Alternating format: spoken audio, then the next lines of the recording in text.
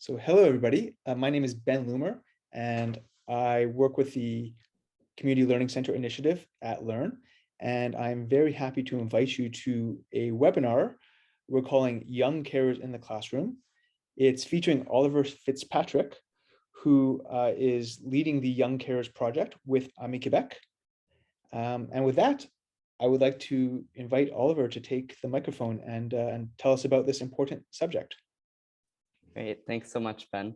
I want to say hi and welcome to everyone for coming to the Young Carers in the Classroom presentation.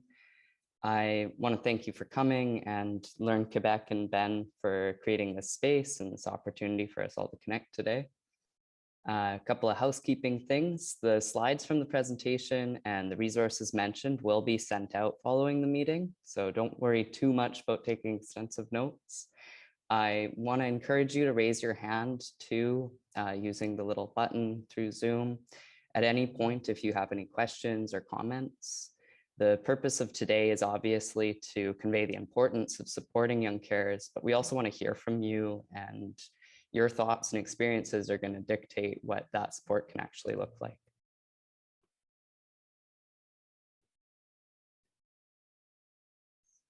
Welcome.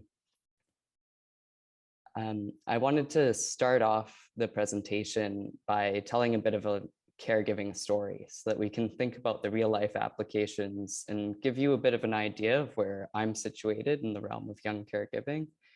So in my third year at university, my partner, who's an amputee, broke her good ankle.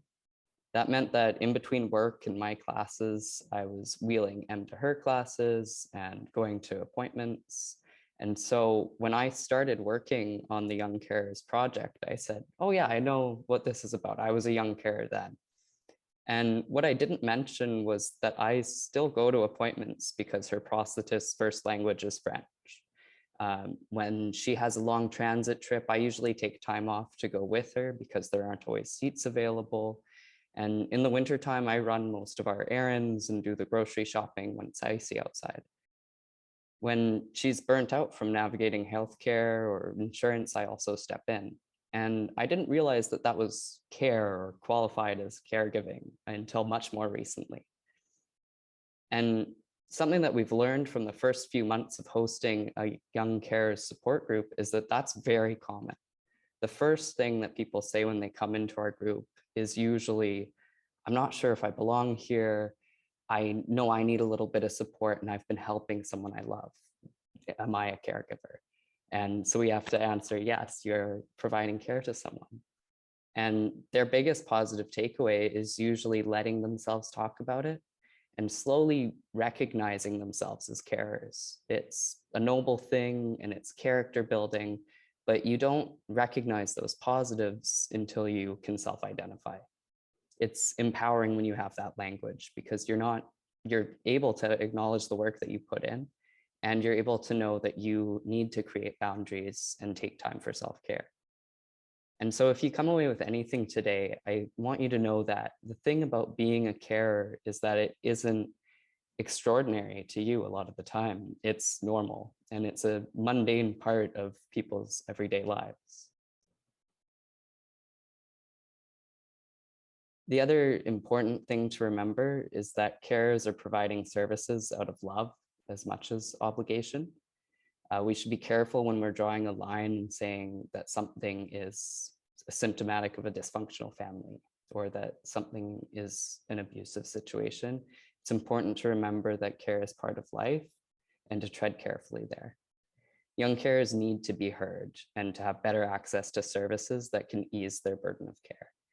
They represent a very vulnerable population because they're young people, but we need to act according to what's going to lessen their stress in the long term. And that's why you're here today. So you can help to know how to bridge the topic, and so that we can help you have some concrete steps to take to help young carers. To give you a little bit of a roadmap of our discussion, especially if you're just joining us, I want to welcome you as well. The things that we're going to cover today are who young carers are and how prevalent young caring is. We're also going to talk about what their role looks like, what challenges they face, and finally, how you can help. I also have some resources to share with you, and then the whole last half of the presentation is dedicated to discussing your personal ways forward. But I'll reiterate right now that if you have a comment or a question at any point, please do raise your hand so that we can kind of have an ongoing conversation. So what's a young carer? It's usually defined as anyone under 25 who's providing unpaid care to a loved one who has needs because of illness, because of disability or mental health, an addiction, or also language and cultural barriers. They might be the primary caregiver for that person. That's your 15% down here. But they are also secondary carers, where a parent or guardian is the primary caretaker, and that young person is taking on added responsibilities to make up for the time that that primary caregiver spends. We know that about 28% of youth in Canada between the ages of 15 and 25 were providing unpaid care to a loved one in 2015. But that sounds a little bit abstract. So 28% means that there were 1.25 million young carers in Canada in 2015. This 1.25 million youth actually doesn't account for anyone under the age of 15. And we also know from other countries' research that caregiving can start as early as 6 years old. A big problem is that when we hear the word caregiver, we think of end-of-life care, we think of paid nurses and caregivers that provide medical and daily living assistance. Some young carers do a lot of those tasks without the training, but caring is everywhere. It's a child that interprets an ASL at the cash register. It's a child who helps their siblings with homework while their parent cares for their grandparent. It's also teens that do the bulk of household chores or shopping. And the thing to realize here is that we have all been or will be caregivers at some point in our lives. So it's a lot more prevalent than we think. Now, if somebody's caregiving role starts to be a bit too heavy, they face issues in their own mental health. That's a kind of basis for the work that I do with ME Quebec as a mental health organization. We're looking at caregiving in young people as a bit of a risk factor for their own mental health. There's a stress that comes from caring. Sometimes you're waiting for the next emergency, or you're constantly dealing with difficult circumstances. In our support groups, many people start out coming to the group looking for help to find resources for their loved one. And it takes a little bit of coaxing to discuss with them that they have a lot of responsibilities and that they should acknowledge that they also need more self-care and support, and they deserve that. So what that looks like is that in relationships, there's a lack of free time and a feeling that peers won't understand what their experience is, and that can take a toll on them building friendships. There's also a complex family dynamic happening where it's a less conventional dynamic between them and their parents, them and their siblings, and that can have a similar effect where they feel a bit isolated and that they're different. There's a lot of time that's spent doing these daily tasks where they have less time to kind of build their sense of self, and this prevalent sort of feeling of stress throughout. And together, what this means is that they can struggle academically. They often don't seek out employment because they lack the time, and they spend a lot of their time navigating a bureaucracy around accessing healthcare for their loved one. So, sorry. We talked a lot about the challenges and the kind of roles that they take on, but I think it's very important to focus on the positive as well. So I wanted to invite people to kind of chime in with what they think some strengths are that young carers gain from taking on these responsibilities. So do feel free to put it in the chat if you're comfortable. You can also unmute your mic if you like.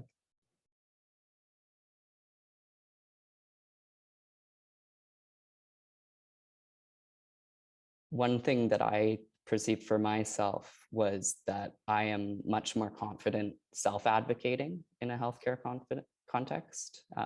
And I'm a lot more well-versed, I think, than a lot of people are navigating those. Great, we have some stuff coming in the chat. Empathy is a huge one. Yeah, empathetic, the compassion, big love for other. I love that too. Yeah, like I said, these carers are acting from a place of love. And a lot of the time they have stronger familial bonds because of the roles that they're taking on. Resilience, for sure. Confidence. It's another kind of ironic thing is we talk about the challenges to developing self-identity, but we also see heightened self-esteem in a lot of young carers. Competent, definitely. There's so many life skills that people are gaining and coping, for sure. Problem solving. I think there's, yeah, leadership. Leads into what I was going to say next was that sense of being needed and feeling capable of taking that on. Sense of worthiness, for sure.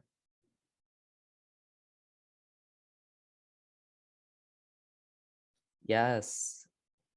Yeah, they get very well versed in accessibility needs. It's like a new vision, I think, for myself, being with somebody that has mobility needs.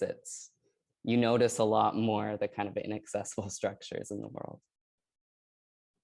That's great. Thank you so much. The next thing I did want to talk about was what it actually looks like in your class, in your school, when somebody needs help with these things. Knowing that caring is more common than we think can put some of the challenges that students face into context.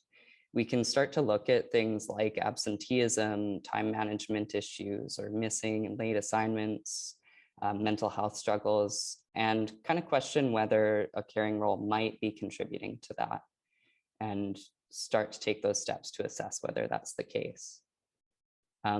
Unfortunately, one of the things I wouldn't expect is for the carer to actually just come out to you after class or in your office and say, I'm a young caregiver, what supports are available for me?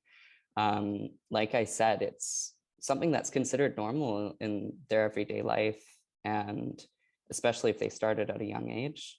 And even in the more extreme cases where a child might have a sense that they have way more responsibilities than they should, and that it's taking a toll on them, or where they recognize they're a carer, they can fear that they'll be misunderstood. And there is quite a fear that they might be removed from their family if they do share their situation.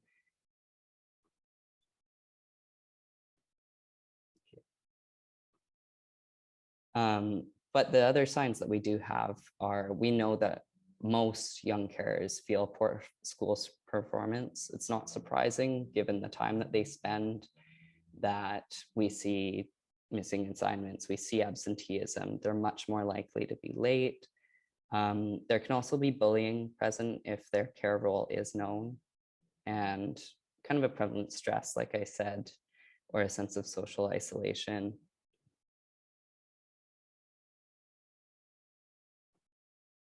So taking that into account, I wanted us to think again on who the people are that need to be aware of this in the school and as community partners, who might be able to lend a hand, which I wanted to start out with what we can do to help the students. The first thing is just listening. And even when I was putting together the points for the action part of this, I wanted that symbol to be a discourse, because it's never going to be a solution where you're just, here it is, that's it. It's always going to be a conversation with that young person to make sure that they're comfortable throughout, and that they're able to dictate what the priorities are, and be able to lead what their help looks like. So the first step is just building your awareness, and you're all started on that path or well into it. I was happy to see that a lot of people had an awareness of young carers. And as professionals who support youth, you practice patience and empathy daily, and that's the key here. We need to look at young carers as resilient, as caring individuals with unique skills and valuable perspectives who do deserve help. And making them feel heard and safe is the least we can do. That means believing them and understanding the situation. That family, the uncles and aunties situation, I think a lot of what people face is they don't really believe them, or they think that the child is exaggerating kind of what their role is. And so the best thing we can do is really provide a space where they feel believed, and that you're taking the steps to properly understand the more details of what that entails. The other point is ensuring that confidentiality, like we were talking about, making sure that they're aware of who you're sharing information with and they get a say in who that information is shared with. And also being very clear in addressing their perceived risks about disclosing. So making sure that they know that they'll be aware if you're taking any kind of drastic steps, that they're with you through the process. The other things that you can do are just to offer to lend a listening ear on a regular basis. They might not take you up on it for a while. It might take until there's something more pressing happening for them, but it's very good to let that offer stand.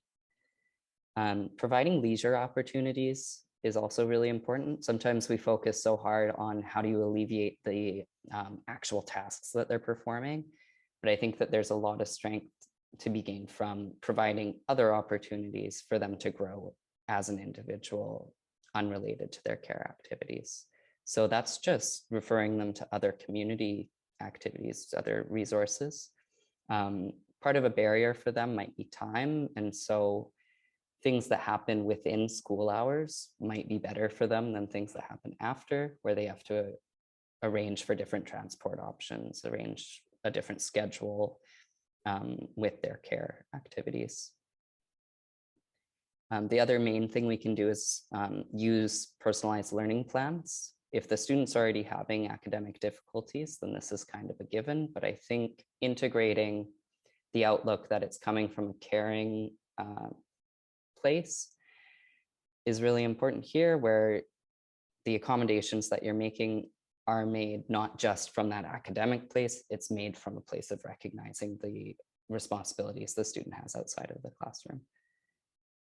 The other thing we can do is help them create emergency plans. So like I said, a big stress for these carers is that they're waiting for the next kind of crisis to happen. And having a plan in place where they have the contact information, they know who to reach out for, they know what materials they need, is such a comfort when you're kind of waiting for those situations to happen. And I do have a resource to be able to do that I'm going to share with you as well. And finally, I'm a big proponent for positive representation. I really think that given the main comment I hear in our support group is that it was very nice to hear other people with similar experiences. It's important for these students to have examples of other young carers so that they don't feel that they are a complete anomaly, that no one could ever relate to their situation. Normalizing and kind of building an awareness of the fact of caregiving is going to be very important in letting us build programs and then have people actually come to them because they self-identify, because they know that it isn't a bad thing to be a carer. And the other things that we can do is kind of adjust to fit students' needs. So I mentioned favoring activities that happen during school time. That applies to maybe offering any kind of tutoring, help with homework during a lunch period rather than after school or before, just to fit their schedule better. Flexible deadlines are something to consider as well if it's kind of a persistent issue. And also just offering class notes to make up for absences and kind of eliminating that barrier between you and the student where they feel comfortable sharing why something was happening. I know for myself as a university student, when I was caring for my partner, I often, said I was sick instead of sharing that I was helping her get to an appointment, that sort of thing. And creating that open space is going to make for a lot more honesty and then a lot more effective kind of solutions that are going to fit the situation so that you're not just going assignment by assignment, task by task with them. And the final thing is just to allow for communication with home during school. I know that there's a lot of policies against having access to technologies, but there's kind of a stress for some students where they want to know if there's an emergency at home, they need updates on something. This is gonna be more case by case basis, but if there is a need, it's something to just be aware of, to consider whether you can make an accommodation for them. And finally, we can connect like we are today. We can try to build relationships so that we can build places where they can meet other young carers and discover resources outside the school, or develop or identify resources within your school, maybe even establishing a go-to person for young carers there. So my role here is just to support you as you work to support young carers. So I wanted to share some resources. Along the top, in the top section here, there are more sort of educational resources. We have a booklet that is a great kind of guide on supporting young carers. We also have a little video that is something that would be appropriate to share even in a classroom setting. It's 2 minutes. It just kind of gives some examples of what caring can look like, and is more of a narrative format. The Tips for Educators video was developed in collaboration with Proches Aidants Québec and formed sort of the basis for this presentation. And down here, I have some more sort of functional resources. So there is a Carers Alert thermometer. It's something that's built as an evaluation tool where if you were sitting with a young carer, you have questions to ask that allow you to identify what the priorities are in supporting them and kind of how dire their need is. There's also an emergency planning kit and video that goes along with it. There's a caregivers resource list developed by the Association of Public Libraries in Quebec. It's quite extensive. It's not focused solely on young carers, but I did include it because there's some great book recommendations separated by age. And then I've also included our resource lists for children and youth, as well as families, because I do think it's important where we can to involve the full family unit to kind of address these needs. So those are linked here. And like I said, I'll share this and you'll have all of these resources. And I also put my contact information there because right now we have a support group that is offered to young people who are carers, but for people under the age of 15, especially, there isn't that sort of support group in English right now. It's something we're actively looking to develop. And I'm also actively looking to collaborate with educators, with community organizations to identify if there's a need for a support group or any other kind of program, and then help them to kind of take those steps. So I do want to encourage you, if you have questions, if you want to talk about what the needs are in your specific situation, I'd love to get in contact, email, we can do a video call. It's really why I'm here. So I want to encourage you to do that. And so I wanted to open it up then to just discussing, if you have some of those ideas, if you have experiences or thoughts on everything that we've talked about so far. I know we covered quite a bit of ground. But I wanted us to take maybe 2 minutes to sort of reflect on maybe something that surprised you, an experience you have related to this, or potential barriers you see. Just take 2 minutes and then please share those thoughts if you're comfortable in the chat, or unmute, and I'd love to kind of kick us off into a discussion. Yeah. Oliver, can I chime in? Yeah, absolutely, please. I think two things. So one is I started my career as a high school teacher, working with at-risk youth, and we call them at risk because they're at risk of dropping out. So the statistics you showed at the beginning really just shine a light on some different factors and risk factors there that teachers, educators, schools need to be aware of, so that we could hold and support and accommodate every student who has the potential to finish school in a way that works for them. So I think that was like my aha moment when we first started speaking. And I just want to respond maybe quickly to, well, actually maybe I'll let Karen speak, but she had some great comments in the chat. But that's my little, oh, I remember my second thing, excuse me. A lot of the work that we're doing at Learn is now speaking about equity, diversity, and inclusion. And it becomes clear now in my mind that this, of course, is an equity issue. And what are the ways that we can support young people to be as successful as possible and remove barriers that don't need to be there just because of old-fashioned rules or lack of awareness. So these are two things you've made me think about. Mm-hmm. No, it's great. I love the equity lens is really good for this issue. I mean, my background in education was I specialized in disability in health and access to services. And so this has been a very interesting sort of branch off of that, where we're seeing the impacts of lack of access to resources for people with disabilities, with mental health struggles, impacting on youth, right?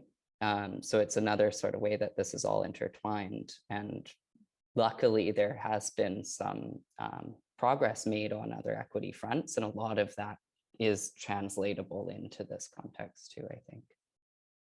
So with that, I'd like to thank Oliver for taking the time to present on this really important issue. I look forward to hearing more from you and collaborating in different ways.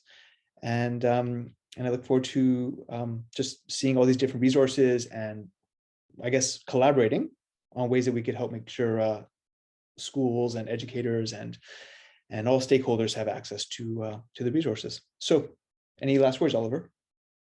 No, I want to thank you all again for listening in, for giving your perspectives as well. It's a really good way to kind of spend this afternoon. So I thank you for that. I want to say again, like, we'll send out the resources, and then feel free to reply with your questions, comments. You'll have my contact. I'm ready whenever you shoot that email. I'll get back to you quick. I'm excited to build this out and to hear some ideas and share some of mine.